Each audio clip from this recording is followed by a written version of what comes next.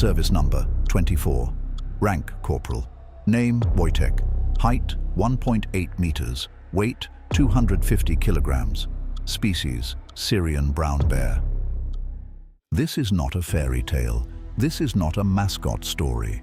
He was a registered, paid and officially enlisted soldier in the Polish army who carried live artillery shells into one of the deadliest battles of the Second World War. And he never dropped a single one. His name was Wojtek, and every word of this is true. By 1943, the Polish Second Corps had already survived what most people couldn't imagine. These were men pulled from Soviet labor camps, separated from their families, their country carved up and occupied from both sides. They had rebuilt themselves from almost nothing, marched through Persia and re-enlisted under British command. They had endured everything. And then, on a dusty road outside the city of Hamadan, one of them found a bear cub in a sack. A young Iranian boy was carrying him, an orphan, just weeks old. His mother had almost certainly been killed by hunters. A Polish private named Peter Prentice traded a few tins of food for the cub. The little bear was small enough to fit inside a soldier's jacket, pressed against a man's chest for warmth. They named him Wojtek, a traditional Polish name, a diminutive of Wojciech. It means he who enjoys war. They had no idea yet how perfectly it would fit. Wojtek didn't just live alongside the 22nd Artillery Supply Company, he became part of it.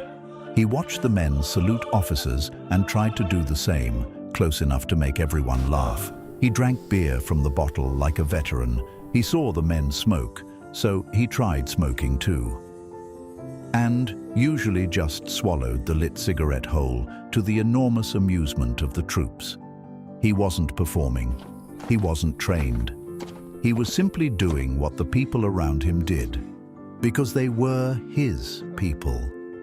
In every way a bear could be, he was one of them. When the Corps prepared to ship from Egypt to Italy, a problem emerged.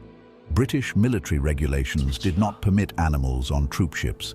They did, however, permit soldiers. So the commanding officers did the only logical thing available to them. They enlisted the bear. Officially. Wojtek was given a rank, private, a service number, and a pay book. He was, on paper and in practice, a soldier of the Polish army. He crossed the Mediterranean like any other member of the Corps. Same vessel, same food, same ground to sleep on. By now, he had spent 2 years watching these men, the way they moved, the things they carried, the rhythm of their days. He wasn't commanded, he wasn't drilled, he observed. And what he observed, he did. Italy, 1944. The Allies were pushing north through some of the most brutal terrain of the entire war.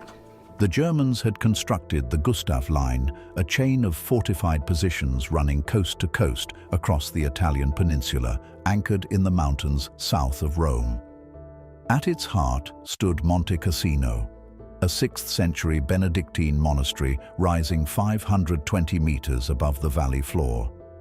It had already broken 3 Allied assaults. The 4th would fall to the Polish Second Corps.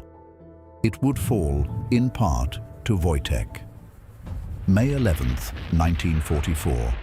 The attack begins at 11 in the evening with an artillery barrage involving over 1,600 guns firing simultaneously.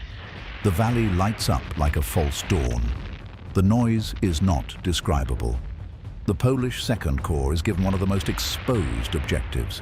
The ridgelines above the monastery, reached only by climbing open ground under constant fire from above.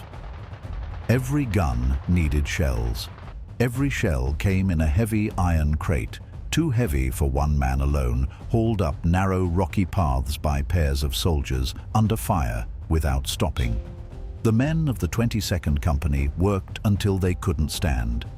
And then Wojtek, who had spent 2 years watching, always watching, walked to the stack of crates, lifted one, and started up the path. He matched the men's pace.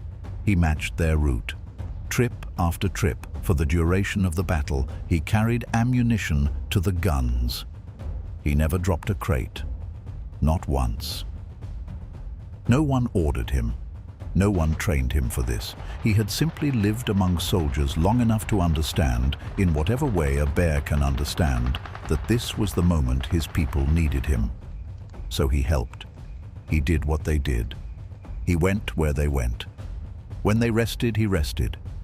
When they moved, he moved. He was, by every honest measure, doing his duty.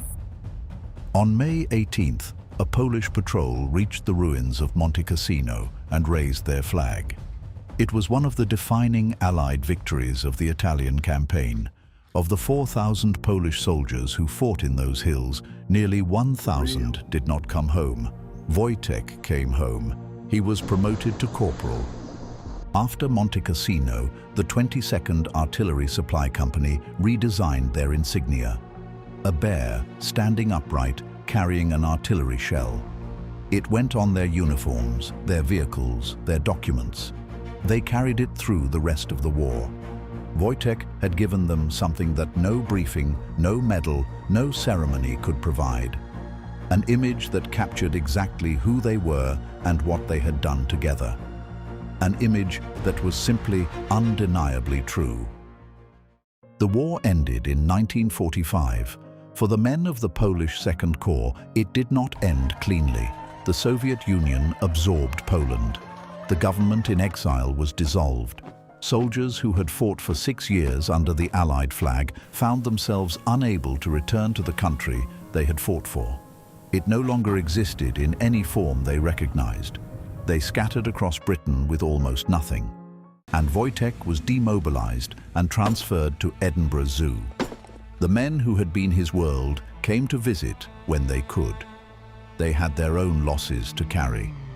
Some of his old comrades made the trip to Edinburgh. They would stand at the enclosure fence and call to him in Polish, the same language he had grown up hearing in barracks and desert camps and the hills above Monte Cassino. And Wojtek would hear them. He would rise up onto his hind legs, searching for the face that went with the voice. He died in December 1963. He was 22 years old.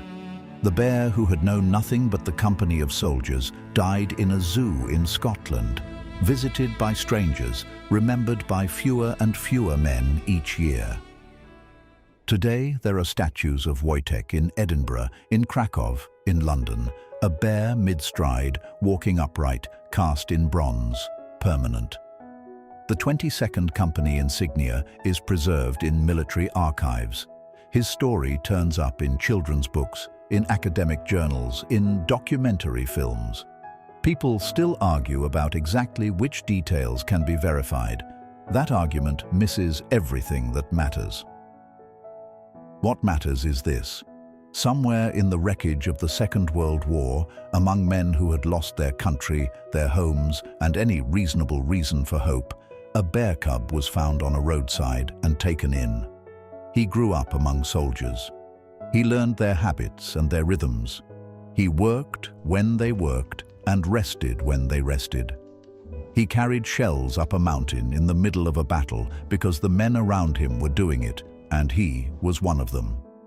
He became, in the fullest sense, a bear can occupy, a member of something. And they, in return, made sure he would never be forgotten. He enjoyed war, the name said. But what the photographs show, in everyone, in barracks and camps and the hills of Italy, is something quieter than that. He enjoyed belonging. So did the men around him.